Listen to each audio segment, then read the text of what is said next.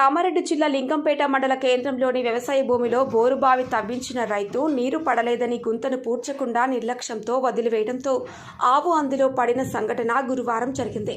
లింగంపేట మండలం పోతాయిపల్లి గ్రామంలో చోటు చేసుకుంది. గ్రామానికి చెందిన వ్యవసాయ రైతు పంట సాగు కోసం బోర్లు తవ్వించాడు. నీళ్లు పడకపోవడంతో ఆ రైతు గుంతను పూడ్చకుండా వదిలేశాడు. బుధవారం సాయంత్రం కురిసిన వర్షానికి వ్యవసాయ భూమిలో గుంత పెద్దగా కావడంతో గుంతలో నీళ్లు నిండడంతో మేత మేయడానికి వెళ్లిన ఆవు ప్రమాదవశాత్తు గుంతలో ఇరుక్కుపోయింది. స్థానికులు గమనించి ఆవును కష్టపడి బయటకు తీశారు. ఒకవేళ ఈ పరిస్థితి మనుషులకు జరిగి ఉంటే ప్రాణాలు పోయే పరిస్థితి ఉండేదని స్థానికులు తెలిపారు. వ్యవసాయ భూమి వద్ద బోర్ల నీళ్లు పడని ఈ వేళ గుంతను పూడ్చే విధముగా స్థానిక అధికారులు చేపట్టాలని పలువురు గ్రామస్తులు కోరుతున్నారు.